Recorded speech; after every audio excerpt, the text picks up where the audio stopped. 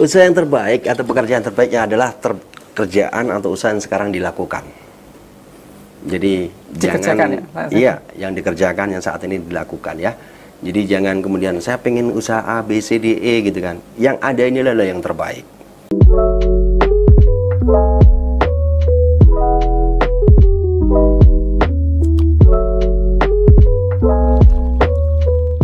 Assalamualaikum warahmatullahi wabarakatuh. Selamat sore, salam sejahtera, namo buddhaya, dan salam kebajikan. Pada kesempatan ini kita kedatangan tamu spesial, seorang tokoh pemuda, tokoh budaya, tokoh politik, dan juga seorang entrepreneur. Siapa dia? Mari kita berkenalan pada beliaunya. Selamat sore, Mas Ipin. Selamat sore, Mas Ibar. Sore. Pripun kabare? Alhamdulillah sehat, pangestunipun nggih. Alhamdulillah ini Mas Ipin juga menyiapkan waktu karena kesibukannya ini kita dapat kehormatan bisa mampir di channel kita. Oke, Mas. Pada kesempatan ini kita ngobrol santai terkait dunia entrepreneur. Siap, Nah, dunia entrepreneur ya. Sebelumnya mungkin bisa dijelaskan terkait pendidikan. Bisa mulai dari SD gitu. Iya, pendidikan saya ya. Jadi saya menamatkan sekolah madrasah ibtidaiyah itu di Lamongan. Kemudian untuk SMP-nya saya juga di Lamongan. SMA-nya saya 2,5 tahun di Bali, setengah tahun di Gresik. Kemudian lanjut di Malang, ikut diploma 1, kemudian diploma 3 di Fakultas Ilmu Administrasi Universitas Brawijaya. Lanjut di S1-nya juga di fakultas yang sama, di kampus yang sama, via Niaga Universitas Brawijaya. Jurusannya sama antara D1, D2? D3 sama S1. Kalau D1-nya kebetulan beda. Waktu itu saya ngambil di perhotelan, di sekolah swasta lah ya. Iya, itu cukup luas ya dengan berbagai bidang. Iya, iya. Iya, terus kok kenapa pindah-pindah dari Gresik, Lamongan, sampai Malang, sampai Bali juga? Iya, kebetulan saya keluarga besar. Keluarga besar dan saya ikut kakak saya yang kebetulan sudah mandiri. Beliau adalah ASN. Jadi ketika ditugaskan di Bali, waktu itu saya ikut ke Bali. Pindah tugas di Gresik, saya ikut di Gresik. Begitu Mas Iban. Berapa saudara dari keluarga semua? 11 dan saya adalah nomor 9. Wah, luar biasa ya. Iya. Sekarang Mas Pipin adalah seorang entrepreneur bergerak di herbal. Nah, mungkin bisa dijelaskan awal mula usaha dan juga kenapa bergerak di herbal? Ya, saya memulai usaha mungkin 7 tahun yang lalu Mas Iwan. Jadi selepas dari kuliah, saya kebetulan jadi karyawan. Alhamdulillah diterima di salah satu perusahaan seluler terbesar di Indonesia. Kurang lebih 10 tahun. Walaupun sebelumnya itu ada 2 tahun juga, jadi 12 tahun saya mengabdi di perusahaan seluler. Waktu itu pindah-pindah juga dari Kediri pernah, Jombang pernah, Lumajang, Bangkalan, Pamekasan gitu ya. Dan kurang lebih 7 tahun yang lalu saya memutuskan untuk resign, kemudian menggeluti dunia usaha. Dunia usaha itu herbal lah ya, tadi yang disampaikan Mas Ibat. Jadi yang memperkenalkan saya adalah teman dan kolega saya, guru saya juga, Pak Nur Hadi. Beliau yang memperkenalkan dunia herbal sekaligus dunia media, yaitu radio. Gitu Mas Ibat. Ikut kerja di perusahaan seluler tadi ya? Iya. 10 tahun kurang lebih ya? Iya, iya. Pasti punya jabatan atau sebelumnya hanya apa itu? Terus kenapa waktu itu berani meloncat ketika sudah lama titik nyaman ke titik tidak nyaman, mungkin bisa dijelaskan? Semua titik harus nyaman. Jadi semua titik harus nyaman, dan jabatan yang mungkin melekat ke saya waktu itu masih PJ, Supervisor Departemen Sales and Outlet Operation di Madura. Madura ya. SVP Sales and Outlet Operation. Jadi itu, kemudian memutuskan resign bukan tanpa alasan, bukan tanpa pertimbangan. Ada banyak hal yang kemudian akhirnya memutuskan, saya ini memutuskan untuk resign dan menggeluti dunia usaha, gitu kan. Bukan berarti sebelumnya kurang bagus, bukan pada titik di zona tidak nyaman, semuanya nyaman. Iya. Sebaik-baiknya usaha adalah usaha yang sekarang kita gelutin, gitu. Saat itu ketika resign, gimana pendapat dari istri, keluarga, yang pasti kan sudah enak kerja puluhan tahun, nah itu mungkin ada pertentangan atau oke-oke aja nggak apa-apa lah. Untuk meyakinkan juga gimana istri mungkin keluarga ketika resign? Iya, kalau keluarga khususnya istri pasti mendukung juga dan mendukung, ya. Beliau tahu proses yang sudah saya laluin. Bisa mendukung semuanya dan sampai sejauh ini pun terus mendukung. Kalau dari keluarga besar saya tentunya menyerahkan ya semua keputusan ini, baik apa yang menjadi kerjaan adik-adik saya, kakak-kakak saya, insya Allah ini adalah pilihan yang terbaik. Gitu Mas Iban. Mas Pepi kan juga bergerak lama di ikut kerja orang dan juga ini wirausaha. Mungkin enak mana kok antara kerja dengan bisnis ini, plus minusnya apa? Mungkin bisa ceritakan pemirsa, bagi pemirsa yang ingin meloncat ke dunia usaha. Ya, prinsip semuanya ada plus minus. Saya sebagai karyawan tentunya pernah juga ada beberapa hal yang kemudian kita tidak bisa memutuskan sendiri pasti. Kemudian ketika wirausaha ini, saya pun juga sama, tidak bisa memutuskan sendiri sebuah kebijakan. Saya tetap berdiskusi dengan tim saya. Diskusi itu pun pasti berbasis data, berbasis riset, sehingga apa yang kita putuskan untuk melangkah sebuah strategi pemasaran ini kemudian sudah terukur atau terencana dengan baik, kayak itu. Ya. Jadi itu pemirsa, ini ilmu penting juga. Ketika seseorang kerja terus memutuskan keputusan untuk masuk di entrepreneur, ini tidak asal-asalan, penuh riset ya, dipertimbangkan ya. Jadi ketika meloncat, apa plus minusnya, resikonya, juga sudah bangun tim. Jadi nggak asal-asalan langsung loncat itu. Kalau sejatinya itu enak mana sih antara jadi karyawan dan sekarang entrepreneur yang dirasakan itu? Lebih enjoy mana ada? Iya, kalau pastinya lebih enak kita melakukan usaha sendiri. Enak usaha sendiri ya? Pastinya begitu kan. Iya. Dan terlebih lagi ketika kita melakukan usaha sendiri adalah kita berniaga, kita berdagang. Ketika kita berdagang, ini adalah insya Allah adalah usaha yang kemudian menjadi usaha yang baik. Menjadi usaha baik. Kenapa? Sudah menjadi rahasia umum bahwa ya sebaik-baiknya usaha adalah berdagang. Pun demikian sudah disampaikan oleh Rasulullah kita. Seperti yang diriwayatkan oleh Imam Baihaqi ya, bahwa usaha yang terbaik adalah usaha yang dari tanganmu sendiri, dan itu adalah usaha yang baik, gitu kan. Berniaga. Ya. Kalau mungkin sedikit mengulik, perbandingannya gimana? Penghasilan ikut karyawan sama? Ya, itu relatif. Relatif ya. Relatif. Artinya saya berinterpretasi pun saya juga punya karyawan. Oh iya. Saya juga punya karyawan. Menghidupi banyak orang ya. Iya.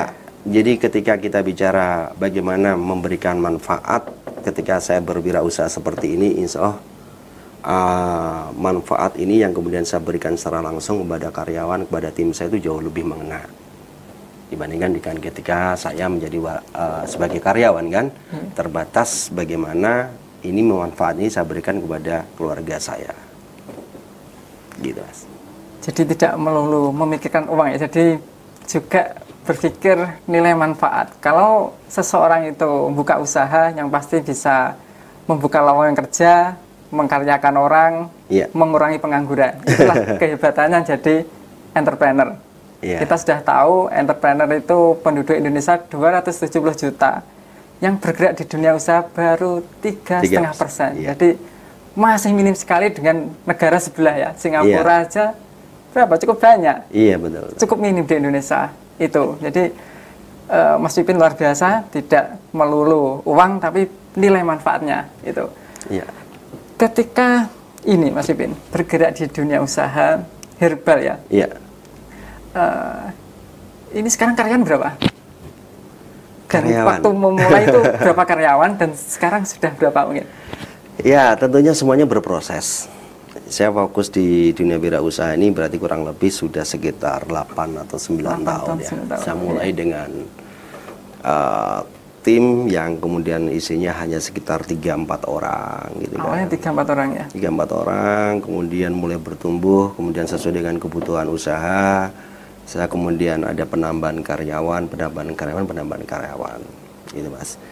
Ya dibilang cukup lah kalau jumlahnya pada umumnya begitu. Ya, pasti banyak lah ya. Iya. Terus ketika memilih herbal, herbal kita tahu ya, sekarang dunia modern banyak seperti Nyonya Menir tutup. Iya. Dunia herbal yang saat ini masih eksis diantaranya sudah muncul ya. Iya. Nah ini waktu itu kok ketika herbal langsung mau, padahal saat ini dunia kan modern. Iya. Nah Iya. mungkin punya pandangan dan punya strategi ketika mulai tergerusnya nilai jamu herbal. Nah itu bisa dijelaskan kan? Sebenarnya kurang tepat ketika herbal itu tergerus. Iya. Ya, justru malah terus bertumbuh. Bertumbuh ya. Terus bertumbuh. Jadi kebutuhan masyarakat akan produk herbal ini terus bertumbuh. Variannya saja yang berbeda. Ada yang tetes kemudian menjadi serbuk, ada yang seduh kemudian menjadi liquid. Semuanya berbasis herbal. Semuanya berbasis herbal.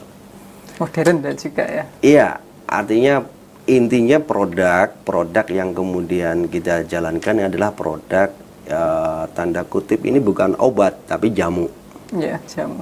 Asalkan jamu ini kemudian sudah lolos uji klinis, sudah lolos sertifikasi BPOM, sudah lolos atau sudah mendapatkan izin sertifikasi halal dari MUI, saya pikir ini menjadi produk herbal yang baik. Gitu Mas Ibat. Iya. Jadi walaupun jamu-jamuan herbal kalau dikelola dengan baik juga bagus juga ya. Ada Bagus, variasi serbuk, terus mulai cair, tetes ini. Ya. Jadi walaupun herbal bisa dikemas berbagai macam ya. Iya, betul, Sehingga betul. varian banyak ya. Iya. Terus ini sudah 7 tahun ya berusaha. Iya, sekitar 7-8 tahun lah. Ini bisa diceritakan selama 7 tahun pasti mengalami pasang surut. Mungkin bisa dijelaskan titik terendahnya paling sulit dan titik enaknya atau berkembangnya mungkin bisa dijelaskan mulai paling sulit gimana mungkin dan cara mengatasinya mungkin. Iya, lebih tepatnya proses produk yang kami jual ini kan didukung oleh media. Ada media radio. Untuk promosinya ya? Betul, untuk promosinya. Dan ada mitra kami yang tersebar di beberapa kabupaten di Jawa Timur maupun di luar Jawa Timur. Nah, seiring dengan perkembangan zaman, demand masyarakat terhadap radio ini kan turun, Mas Ibat. Iya. Ini berpengaruh kepada produk yang kami jual, yang notabene promonya melalui media radio. Betul. Jadi titik di mana rendah tadi, saya tidak menyampaikan sebagai titik rendah. Tidak ada satupun titik rendah, semuanya titik adalah awal kebangkitan dari kita berproses. Mungkin radio yang kemudian tidak menjadi pilihan utama masyarakat untuk mendengarkan hiburan atau melihat hiburan, ini benar-benar berimpact besar terhadap produk yang kami jual. Varian tetes yang selama ini kita kerjakan menjadi produk unggulan sudah bergeser. Satu, karena ada kompetitor yang cukup banyak, kemudian medianya hampir sama, pola promosinya hampir sama, dan cycling varian tetes ini mungkin sudah lebih dari sekitar 14 tahun yang lalu. 14 tahun ya? Lama ya? Iya, sehingga dengan persaingan semakin ketat, dengan media yang sama, pola marketing yang sama, model promosi yang sama, memiliki nilai manfaat yang sama. Ini semakin ke sini tentunya semakin banyak alternatif pilihan orang untuk memilih. Nah, berkaitan dengan itu, mungkin sekitar 2,5 tahun yang lalu saya memulai ranah ke digital, tidak hanya promote di konvensional seperti radio tadi. Saya memulai adanya digital marketing. Di situ ada media sosial, di situ ada marketplace, di situ ada beragam media yang kaitannya dengan media sosial juga kami lakukan, termasuk upaya kami beriklan di media yang berbeda, yaitu televisi. Gitu Mas Ibat. Iya. Melihat dari ceritanya Mas Pipin, pemirsa ini bisa diambil pelajaran ya. Jadi ketika berwirausaha itu harus beradaptasi ya dengan perkembangan zaman. Betul. Dulu Mas Pipin ini pakai radio, ini mulai beradaptasi dengan perkembangan zaman, mulai digital marketing. Nah ini salah satu pengusaha biar bisa bertahan harus menyesuaikan perkembangan zaman, Iya, gitu ya. betul. Iya. Sekarang produk variannya ada berapa untuk herbal? Mungkin Produk awalnya varian, berapa, mungkin sekarang sudah berapa? Mungkin. iya. Di sebelum ngomongin produk, saya sampaikan bahwa saya ini kan sebagian dari distributor aja ya Mas Ibat ya, distributor ya. bukan prinsipal yang kemudian punya pabrik. Iya ya. Jadi kompetensi saya di sini adalah sebagai distributor yang menyalurkan produk, termasuk bagaimana memanage promonya, membuat promonya. Kemudian kalau bicara varian produknya ada berapa? Banyak banget gitu kan. Ada varian tetes mulai dari Bio7, Bioactiva, Biomoringa, Moringa King atau M King. Kemudian 1 tahun yang lalu dengan produk kesehatan yang sama ada produk namanya King Pandanus. Buah merah Papua, asli dari Papua. Apa itu? King Pandanus ini memiliki super antioksidan. Jadi lebih ke arah bagaimana membantu proses penyembuhan, lebih ke arah bagaimana meningkatkan kekebalan imun. Kalau untuk mengobati apa? Banyak banget. Salah satunya adalah diabetes, kanker, itu juga termasuk. Kemudian penyempitan pembuluh darah seperti stroke juga menjadi solusi King Pandanus. King Pandanus ya. Iya. Ada kapsul. Kemudian ada beberapa produk kami yang terbaru, ada M Natur madu hitam pahit ya. Di situ ada propolis maupun probiotiknya. Ada Eta Plus, susu kambing Etawa. Iya. Ada Tibun Nabawi, minyak balur. Ini herbal juga ya susunya ya? Tentunya ya. Serba herbal. Iya, ada Tibun Nabawi, minyak balur, dan beragam produk stamina pria dewasa. Ya oke. Ini ya produknya diantaranya ya? Betul, itu ada M Natur, ini King Pandanus, betul. Ya. Iya. Variannya sangat banyak. Iya. Terus mungkin ketika jual produk, kita kan ada sisi lain ketika suka misalnya bisa menyembuhkan, ada nggak misalnya ada orang yang mengucapkan terima kasih dengan adanya produk ini membantu orang sakit, mungkin testimoni yang merasa terbantu dengan produk ini? Insya Allah cukup banyak. Banyak ya? Insya Allah cukup banyak gitu kan. Menjadikan kesenangan sendiri ya, maksudnya ketika bisa membantu orang menyembuhkan sakitnya. Betul, menjadi semangat kita sendiri juga bahwa ketika produk ini bisa memberikan manfaat, bisa membantu proses penyembuhan, ini adalah wasilah. Jadi tentunya kesembuhan milik Allah Subhanahu wa taala. Dan ini adalah perantara aja.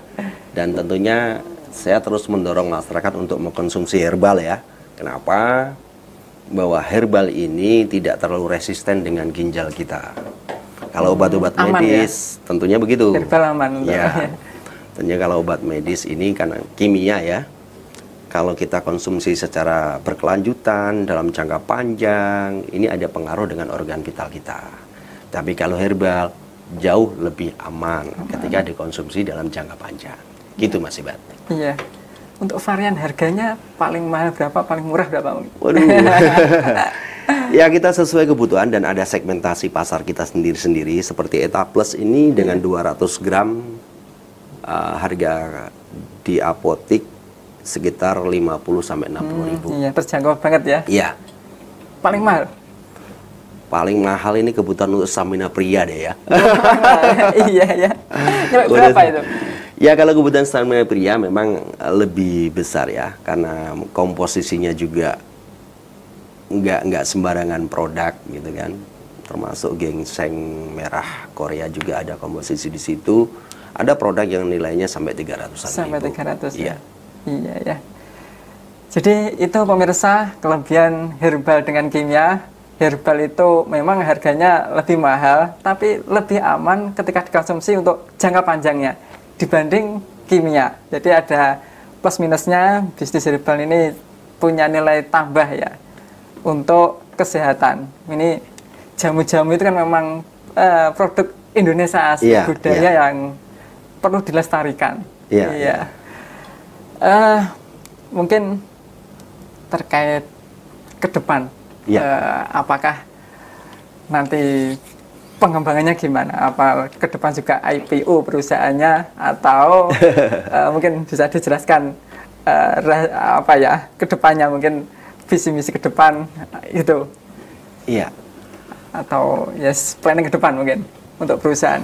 Iya. Jadi semuanya serba terukur, serba terencana dengan baik.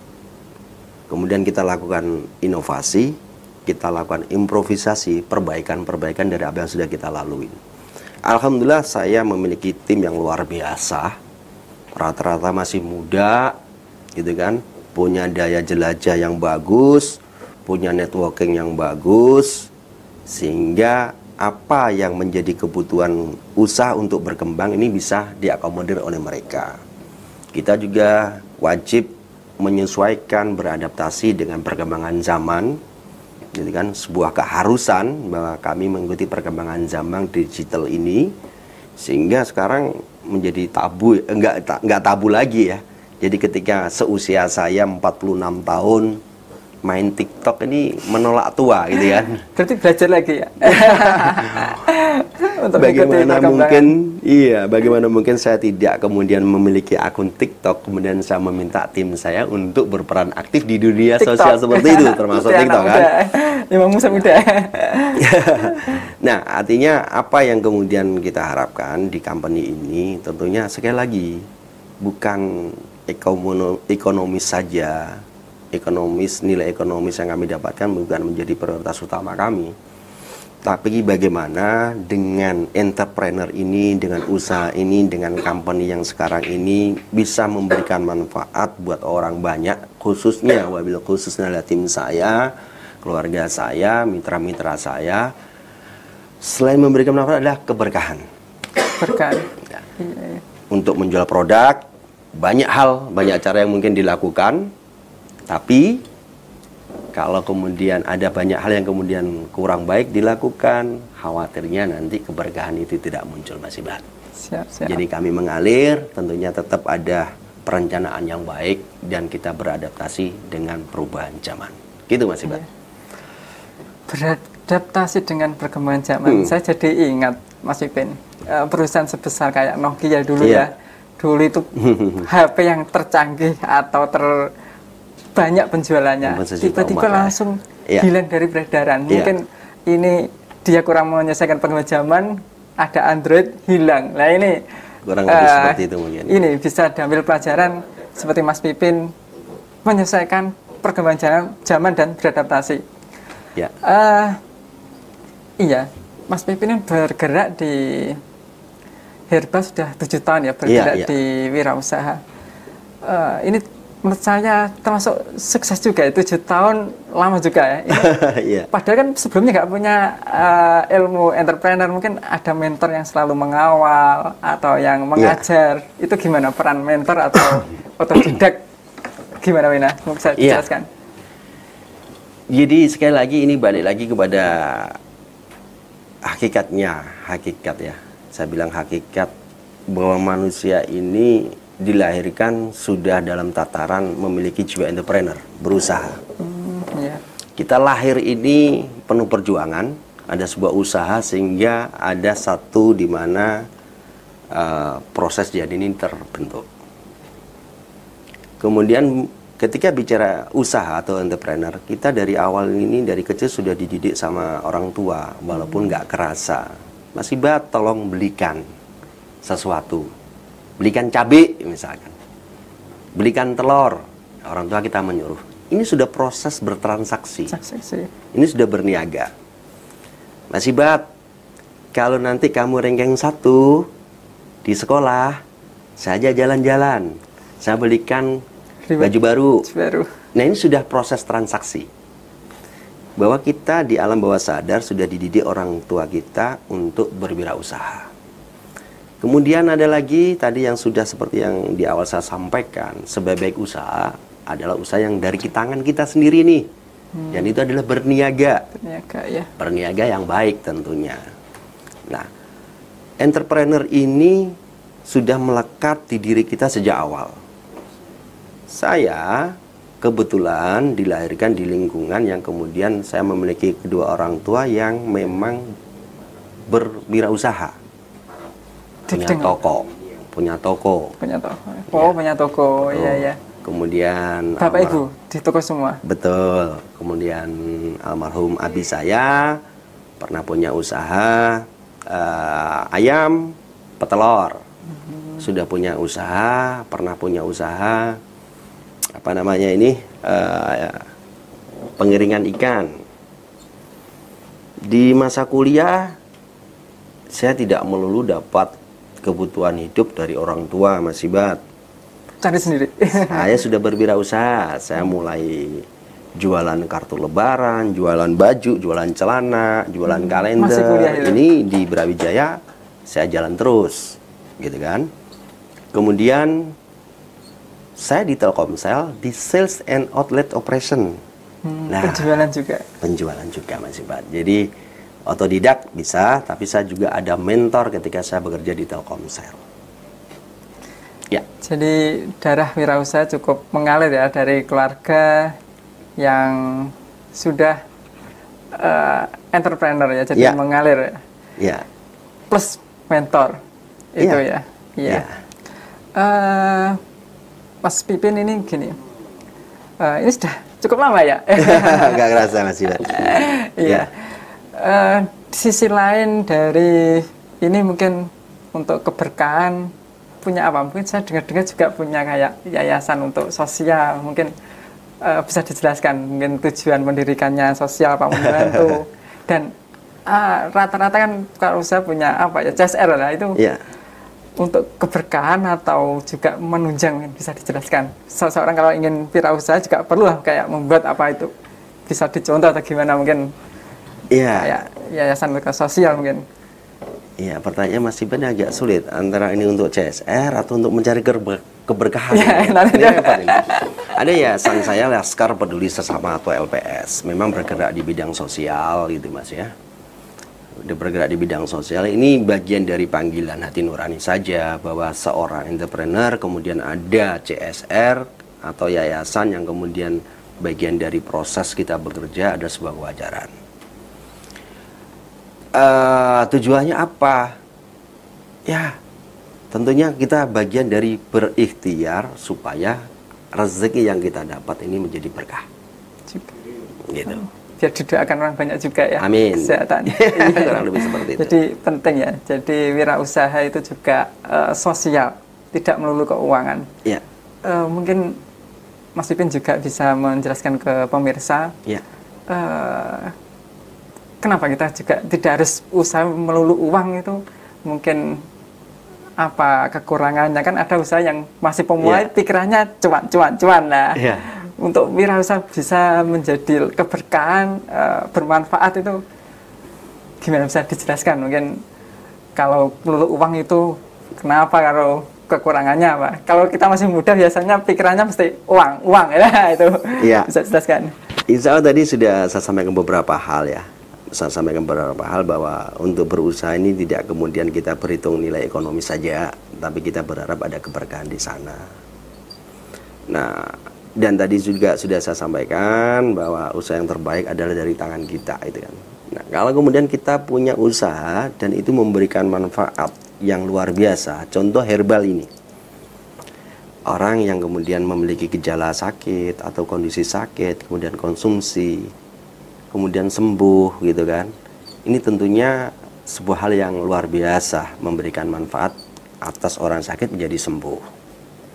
Kemudian bicara bisnis, oke, ini bukan lembaga sosial, Iya, gitu harus profit kan. juga ya. Tetap adalah nilai di mana atas operasional produk yang kita jual ini kemudian ada nilai bisnis yang terukur.